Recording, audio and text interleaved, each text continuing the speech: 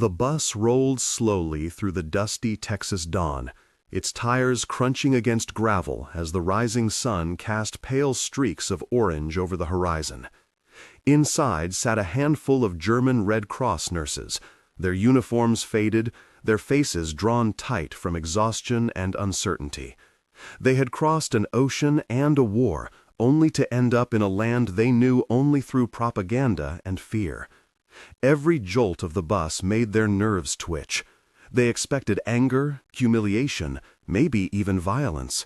For days they had whispered to one another that capture meant punishment. As the bus came to a stop, silence settled like fog. No one spoke. Outside, beyond the fogged windows, they saw the outline of barbed wire glinting under the morning light. Armed guards stood nearby, still and silent, their expressions unreadable. One nurse clenched her fists so tightly that her nails bit into her palms. Another silently prayed that death would come quickly if things turned cruel. They were trained for hardship, but not for this kind of waiting. The door swung open with a metallic hiss. A gust of air rushed inside, and with it came a scent that none of them expected. It wasn't gunpowder or sweat or smoke. It was food, real food. The unmistakable, rich smell of bacon sizzling on a pan, mixed with the sharp, comforting aroma of coffee. For a moment, confusion replaced fear. Some women blinked, as if unsure whether they were hallucinating. The first to step down hesitated, her boots landing on gravel with a crunch. She braced for shouting or a rifle pressed against her back. Instead, she was met by the sound of mourning, birds somewhere in the distance, the clatter of pots from a nearby kitchen, and the faint hum of American voices. The guards didn't yell. They gestured calmly, directing the women toward a row of low barracks. Their faces were stern, but not cruel. One of the nurses lifted her head slightly and saw a group of men in aprons near the mess hall, their sleeves rolled up as they cracked eggs and flipped strips of bacon on iron pans. The sight was almost absurd. Back home, such food had vanished years ago. They had lived on watery soups and rationed bread mixed with sawdust, sometimes going days without protein. The scent of frying meat hit them like a memory of a vanished world. It wasn't just hunger they felt, it was longing. The women moved in a slow line toward the processing tent. Their hands trembled as they handed over identification tags and personal items. The camp commandant, a middle-aged American officer, spoke firmly but without hostility. Every order came in English, precise and even. The German women couldn't understand most of it, but the tone alone told them they weren't about to be brutalized. It confused them more than it comforted. Fear thrives on certainty, and this quiet civility felt disorienting. Fear thrives on certainty, and this quiet civility felt disorienting. Near the gate, an African-American army nurse stood with a tray of tin mugs. Her uniform was crisp, her posture confident. When she offered coffee to the new arrivals, her voice was calm, almost gentle. The German women froze. In their homeland, they had been told that people like her were subhuman. Yet here she was, a nurse in uniform, serving them with dignity. One of the Germans whispered, "Danke," her voice shaking, and took the mug with both hands. The warmth traveled up her arms, melting the cold that fear had left inside her. They drank in silence, staring into the dark liquid. The bitterness of the coffee grounded them in the present moment, its smell blending with the drifting waves of bacon from the mess hall. For a few seconds, they forgot where they were. The barbed wire and guard towers blurred in the haze of morning. All that mattered was that, against all expectations, the air here did not smell of death. It smelled of breakfast. When they were finally led to their barracks, the women exchanged glances heavy with disbelief. They had expected chains, shouting, degradation. Instead, they were given clean sheets and told to rest. Some sat on the edge of their bunks, still gripping the empty coffee mugs as if afraid they might vanish. For the first time since capture, the fear that had gripped their chests began to loosen. And yet, that loosening brought its own unease, because if everything they had been told about their enemies was wrong, then what else might be? The next morning began with the same smell. Even before the sunlight filtered through the narrow windows of the barracks, the aroma of bacon drifted in, warm and unmistakable. It wrapped around the sleeping women like an invisible hand, pulling them from sleep, not with fear, but with confusion. For many, it was the first time in months they had woken without the distant thud of artillery or the panic of evacuation. Instead, there was only the scent of food, rich, greasy, and almost surreal. Some sat up slowly, blinking as if unsure whether they had dreamed the day before. At breakfast, the women filed into the mess hall in silence. The trays handed to them were made of metal, worn but clean. On each plate lay a slice of bread, a small heap of scrambled eggs, and, incredibly, a single strip of bacon. It wasn't a large portion, but to women who hadn't tasted real meat in over a year, it was astonishing. A few stared at the food for several seconds before touching it, half afraid it would disappear. Hunger eventually overcame suspicion. One nurse, Erica, turned to the woman beside her and whispered, "Are we allowed to eat this?" Her companion didn't answer, but slowly picked up a fork. The first bite of bacon hit like a wave.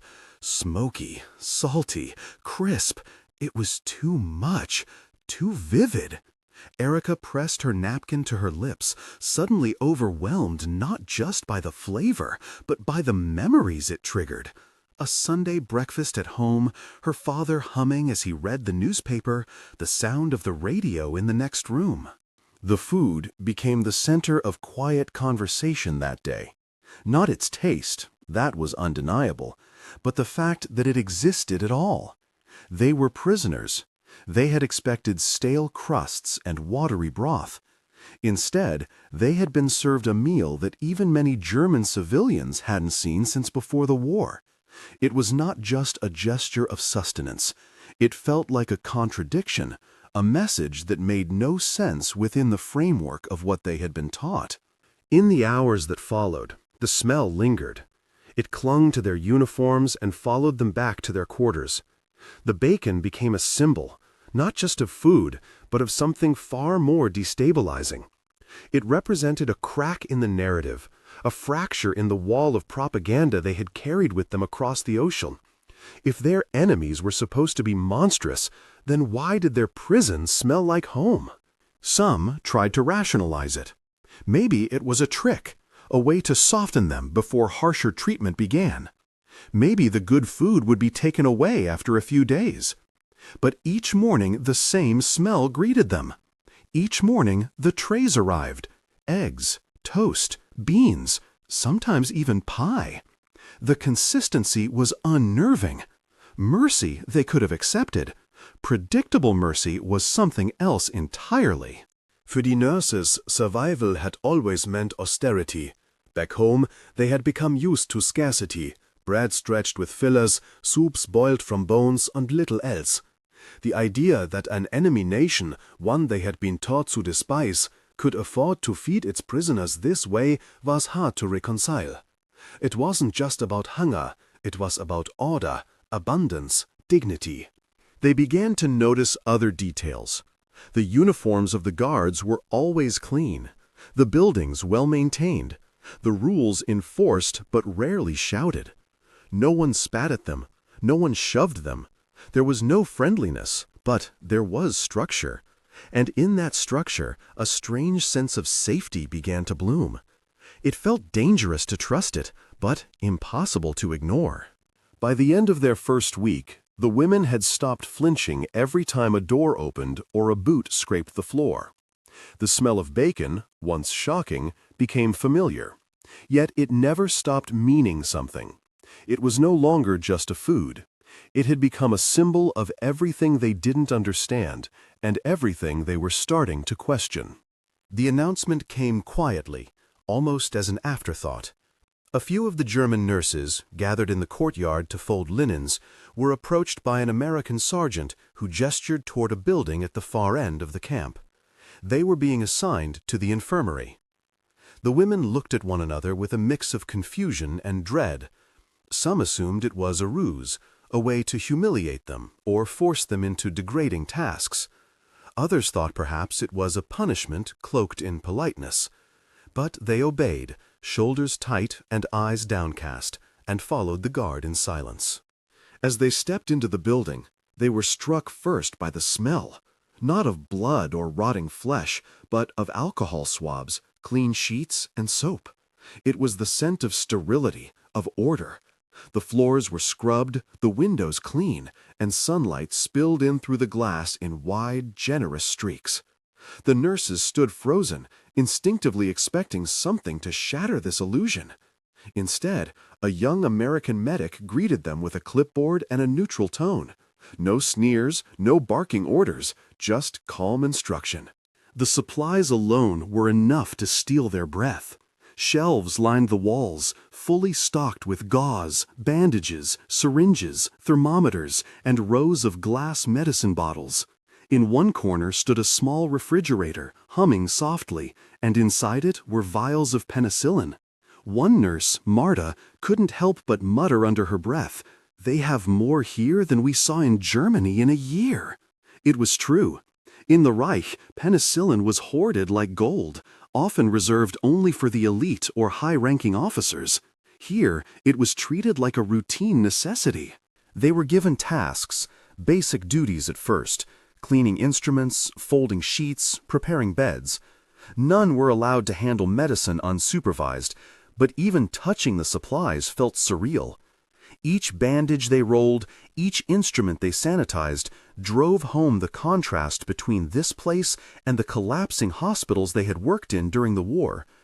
In Germany, they'd sewn wounds shut with rags, reused needles, and treated infections with hope instead of antibiotics. This infirmary felt like something out of another world. One American nurse, tall with auburn hair and a clipped voice, took a particular interest in organizing the new arrivals. She gave instructions in slow, deliberate English and watched closely to make sure they were understood. When she handed Erica a box of bandages and nodded toward a patient recovering from pneumonia, Erica paused. Not because she didn't understand, but because she couldn't reconcile the simplicity of the order with the magnitude of what it meant. Trust, structure, and a job rooted in dignity, not punishment. By the end of their first shift, the German nurses were exhausted, not physically, but emotionally. The building had not echoed with cries of pain or snapped commands. It had instead filled with the ordinary rhythm of care, footsteps, soft conversations, the rustle of sheets being changed. They were still prisoners, and the guards still watched, but the tone of the place was unmistakably humane. It disturbed them in ways they hadn't expected. That night, as they sat in their barracks, the women spoke quietly about what they had seen.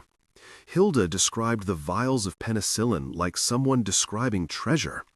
Another woman, older and more cynical, warned that perhaps it was all for show, that Americans were trying to manipulate them. But no one could deny the reality of what they had witnessed. The tools were real, the medicine was real, the care was real. For nurses who had spent years navigating chaos, the order of the infirmary was disarming. They were being asked to participate in something functional, something rational. It didn't erase the fact that they were prisoners. It didn't make them trust their captors. But it planted a seed of doubt in everything they had believed before. If the enemy had built this, what else might they be wrong about? The contrast between the crumbling Reich and this small, clean building in Texas was impossible to ignore, and the smell of alcohol swabs and sterile linens stayed with them long after they left for the night. They began to hear the rumors in passing. Some floated in from guards chatting among themselves. Others came from fellow prisoners who had arrived earlier or from neighboring camps. Stories of German POWs in other states who were taken to farms to pick crops, who received small wages for their labor, and who even shared meals with American families. At first, the women dismissed these accounts as exaggerations or perhaps deliberate misinformation, but the consistency of the stories made it difficult to ignore. If true, it meant that captivity in America was not a singular experience of confinement, but a system that included fragments of normal life. One day, while folding hospital sheets in the sun, Erica overheard a medic casually mention that the boys out in Mississippi get to watch movies on Saturdays. The idea struck her as absurd. Watching movies? As prisoners? It clashed with every image she had of how the enemy was supposed to treat captives. Marta scoffed when Erica shared what she had heard. "It's a tactic," she said. "They want us to forget we're prisoners, so when we go home, we tell their story for them." Her tone was firm, but her eyes betrayed something more complicated. Letters from home, when they arrived, made these contradictions even sharper. The pages were smudged, censored, sometimes barely legible, but the message was always the same: suffering. Families living in cellars, cities flattened by bombing, mothers trading jewelry for bread. One nurse read that her younger brother had been drafted at 16. Another learned her father had collapsed in a munitions factory. These reports felt like dispatches from another world, one they had escaped but still belonged to. The guilt was difficult to contain. Sitting in the mess hall, staring at plates of beans, cornbread, and slices of bacon, the women often felt a nauseating split. Here, food was dependable. There, their families might be starving. Hilda once pushed her plate away after reading a letter from her mother in Hamburg. "We are alive, but only just," it said. She couldn't finish her meal that day. The smell of bacon that had once brought comfort now made her stomach turn. The emotional tension built slowly but steadily. The daily life in camp, so structured, so consistent, was difficult to reconcile with the images of collapse described in their letters. Even the kindness of the guards and nurses became unsettling. A black nurse once handed Erica a folded clean towel and smiled. Erica smiled back without thinking, and then later found herself disturbed by how natural the moment had felt, how quickly she was adjusting to this new reality, how much her body responded with familiarity, even if her mind resisted. Some began to wonder what their families would think if they knew. Would they be called traitors for speaking well of their captors? Would they be accused of weakness for not hating their enemy? Hilda wrote carefully worded letters home, omitting the details of her work in the infirmary or the food she received. "I am safe, I am being treated fairly," she wrote, and left it at that. But even those measured words felt dangerous, as if they contained more than they said. At night, the barracks were filled with quiet, conflicting voices. Some women defended the Americans' treatment, insisting it was temporary and strategic. Others clung to old beliefs, convinced that the kindness masked something darker. But most simply didn't know what to believe anymore. They had been taught that the enemy was cruel, decadent, and lawless. Yet here, behind barbed wire, they had found cleanliness, order, and even moments of dignity. The more they tried to make sense of it, the more unstable their certainty became. The smell of bacon remained a constant. It greeted them in the morning and lingered through the day. It wasn't just a scent, it was a symbol of everything that defied explanation. For some, it was a reminder of home. For others, it was a source of shame. But for all of them, it was a daily contradiction they carried in silence, proof that reality was no longer aligned with belief. The longer the women remained in the camp, the more they realized that the small kindnesses they experienced were not anomalies. Day after day, the same routine unfolded with a strange predictability. Breakfast was served with care. Supplies in the infirmary remained fully stocked. Letters, though censored, continued to arrive and depart. The Americans enforced order, but not cruelty, and that consistency became harder to dismiss as mere manipulation. If this treatment was a show, it was performed with stunning precision and persistence. The black nurses and guards, whose presence had initially shocked the German women, became part of the rhythm. One day, a black guard corrected a German prisoner's pronunciation during roll call, his tone neutral. No threats, no mocking, just efficiency. Another time, a black nurse guided Hilda through cleaning a wound on a fellow prisoner, her hands calm and her words firm. These interactions chipped away at the racial doctrines the women had been raised on. They had been told such people were inferior. Now they were taking orders from them, and part of them no longer minded. It was Marta who first put voice to the growing discomfort. After one shift in the infirmary, she said, "Maybe they want us to carry this memory back with us. Maybe that's the real weapon." Some nodded. Others remained silent. The idea made sense.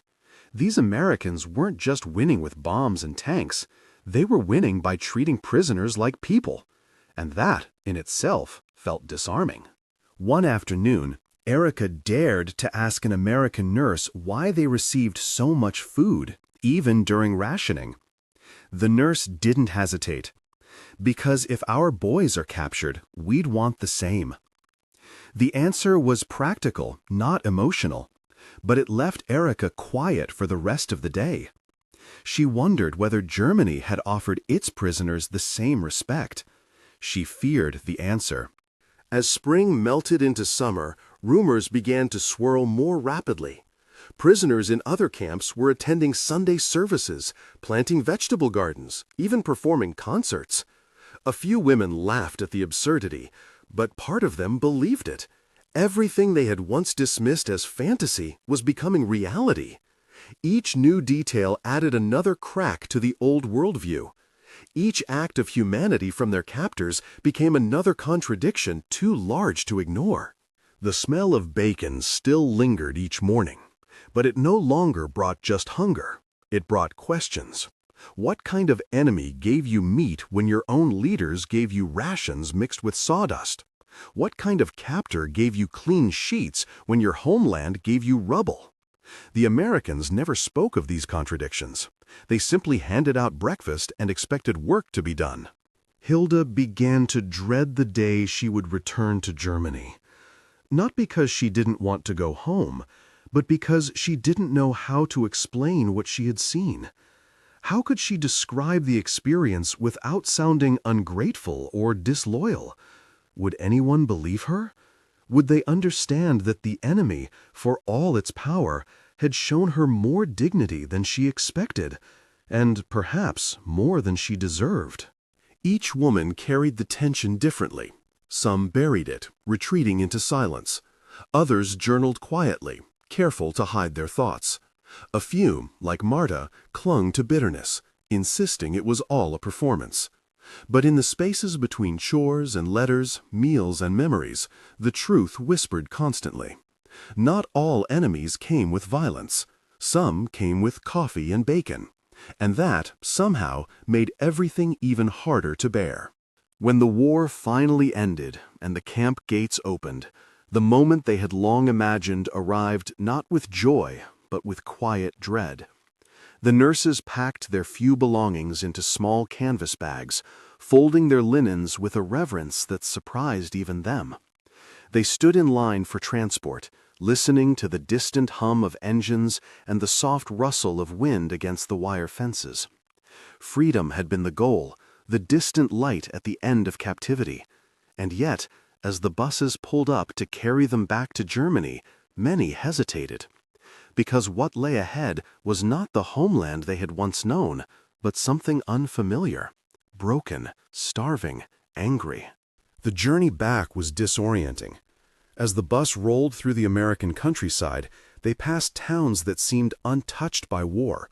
Supermarkets, gas stations, children on bicycles. Life had continued here. Across the ocean, their homes were unrecognizable. When they arrived in Germany, the destruction was overwhelming. Hamburg was dust and skeletons. Dresden flattened. Berlin crumbling. The smell was not bacon or coffee, but ash, mildew, and loss. Returning to their families was not the reunion they had imagined. Loved ones had changed. Faces were thinner, eyes more hollow.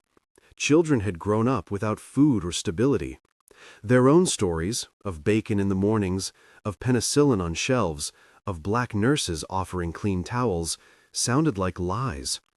Some women didn't speak of the camp at all. Others tried, but saw the disbelief in the eyes of their listeners.